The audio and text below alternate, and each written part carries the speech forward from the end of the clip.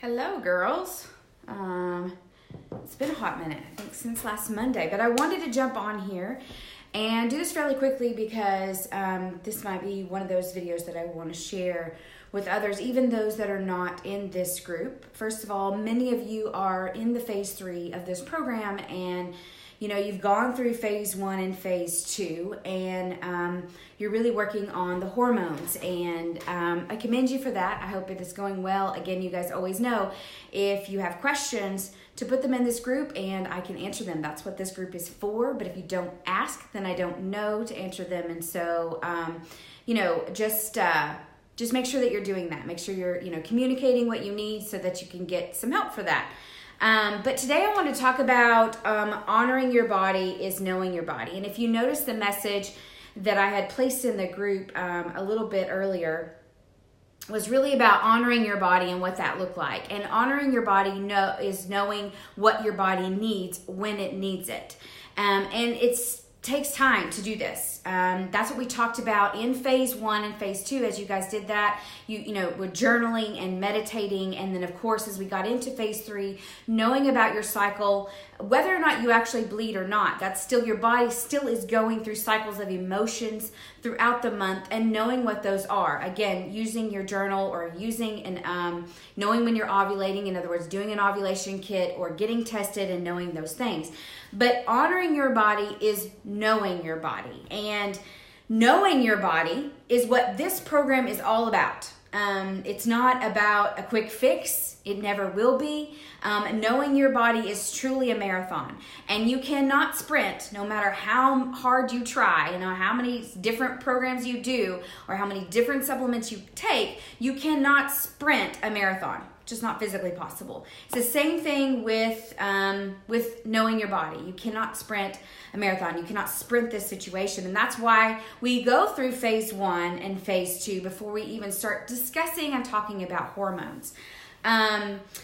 Knowing your body physically, and that's through why I do the testing, why we do lab testing in my program for those that opt in for that, is because you have to know your body physically. You have to know what's going on with it, whether it's symptomatically knowing what's going on, or also, again, biologically figuring things out by looking at test results. It's only one part of the program, because you also have to know your body emotionally. And I had someone jump on, I guess it was last night, and say, hey, I kind of miss you. In other words, I had not been in this group this week. And unfortunately, I had experienced just an emotional situation in my life. My oldest dog is in its last phases of life, and it's just super difficult for me because he's my bro. And so we're trying to accommodate and figure out ways to make it last longer, selfishly, I'm sure, but he's not he's in a little bit of pain, but we're working on that as well. And really it's just environmental changes. He normally sleeps upstairs with me, and now he's having to sleep downstairs, which he hates that. And just trying to keep him as comfortable as possible. So it's been an adjustment for us, and emotionally it's kind of really sucked me under. It's emotionally draining because I can't stand to see him hurting. It's emotionally draining at the thought that he's not going to be here. It's emotionally draining at the finances that it costs to keep your dog comfortable. It's emotionally draining that I have to check on him multiple times in the evening. And you guys have heard me talk about many times that your sleep life is your motor life. In other words, you're not going to get adequate healing and adequate emotional stability without good sleep patterns. And so that's disruptive. And then of course all of that falls in the first 2 to 3 days right before my cycle begins, which, because I know my body and I've done the marathon work and the testing and things like that, I know that those days emotionally for me are my hardest. I am at my most vulnerable during those days. So I'm very careful about who is in my circle during those days. I'm very careful about the conversations that I have in those days. I'm very careful about who I talk to during those days, because I am at a very vulnerable position.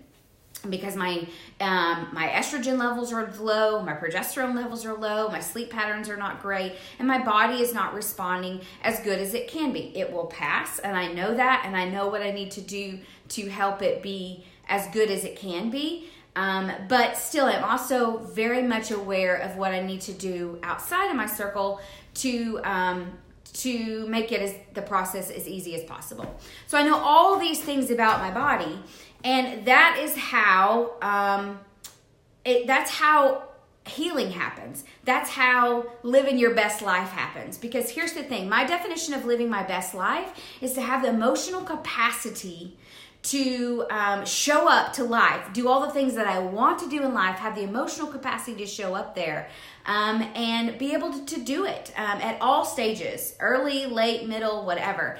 And that's what I see that a lot of women don't have. And so that's what I feel like living your best life is. And in order to do that, you have to know your body. Again, that's where testing comes in. That's where journaling comes in. That's where knowing where your period is, even if you don't have your period, knowing what your hormones are doing throughout the month, knowing what the moon cycle is. Is it a new moon? Is it a full moon? What's going on there? All of those things affect your body physically and emotionally, as well as knowing what foods react to you best, and not making excuses to not do those things that work for your body. And also to accept the beautiful vulnerability of the fact that you can't do it all, and you can't do it secluded. Here's the thing, you'll always need to be hooked up in some type of circle where you have a safe place where others can help you through these cycles of life. And that used to be really hard for me because I don't like to rely on people. I've always been that way. But as I've grown and learned that when I'm in that vulnerable position of my month, that I need people to help me stay afloat in my mindset, coaches, mentors, those type of things, and I stay hooked up.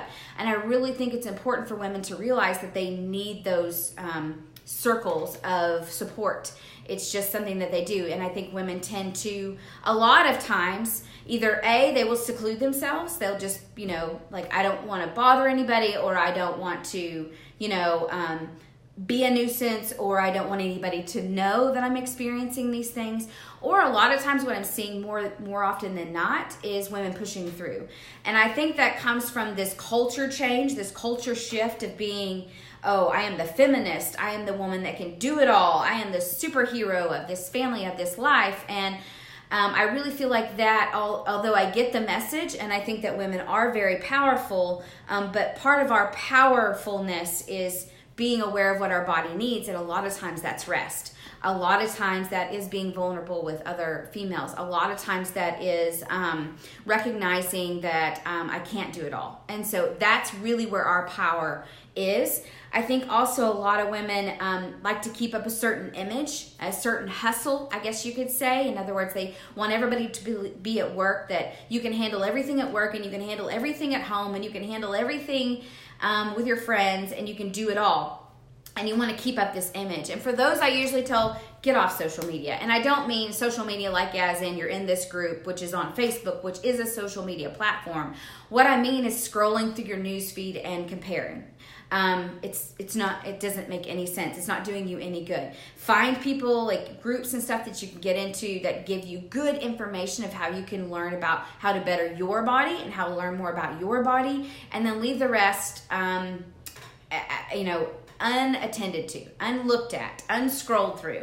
And if you need to, scroll through it to like pictures or whatever, learn to maybe reach out, text with people and say, hey, I just wanted to tell you that I think your kids are cute or whatever. Do it somewhere else besides social media.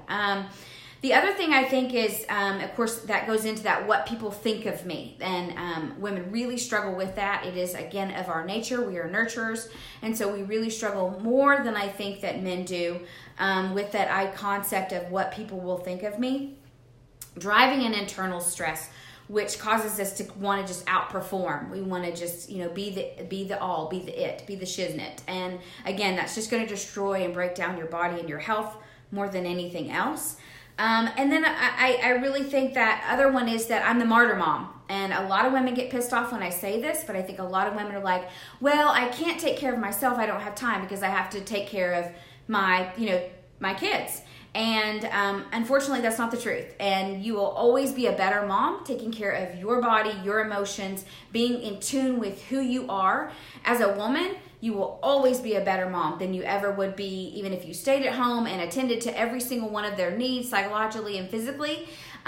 You will always be a better mom, being more in tuned and physically aware and dealing with your. A lot of times what happens is that it shifts from being a mom that, turn that light back on, from being a mom that takes care of her kids to a woman that takes care of her husband. And they just push the focus off of themselves, because then they don't have to actually deal with it, right? They can just say, oh, I'm so busy, I don't have time to take care of myself. And they can just stand behind that excuse. And they really do, honestly. They stand behind that excuse of taking care of their kids so they don't have time, and then it's I'm taking care of my friends or family or aging parents or husband.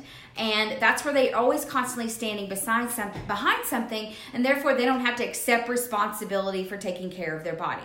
And that could be the same for standing behind and even an illness or something that's going on in your body, and like, well, I just can't because I don't have the energy. And again, it's all falls into the same concept of martyrdom behind your bad health or behind your kids or behind your role at work. And again, you have to recognize that you will, in that position, in that mindset, you'll never heal this body. You'll never balance hormones. You'll never get to the point where you feel like, wow, I can handle this season of life. You'll always be constantly trying to handle things and feeling the pressure of that. And again, one of the examples, like I said, was like this week, I just knew that I needed to wait to get onto a live where I could really feed you guys with the right information and support you with the responses, because I was not there emotionally. It was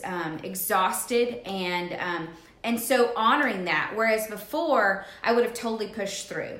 And then what would have happened is somebody would have said something and it had nothing to do with me, and I probably would have twisted it, taken it personal, and then do what I do, which is, put them in their place. And then it just doesn't work. It ends up causing a bigger problem. And so knowing your body physically, testing and being aware, knowing your body emotionally, journaling, knowing what your periods are, where you're at, where the moon cycles are, all of those things, knowing your body is honoring your body. And if you're not willing to do those things, if you're not willing to journal, if you're not really willing to do testing where it tells you, what's going on biologically, then you're going to constantly have to find things to hide behind, constantly have to have excuses to hide behind. And your kids and your spouse are not an excuse.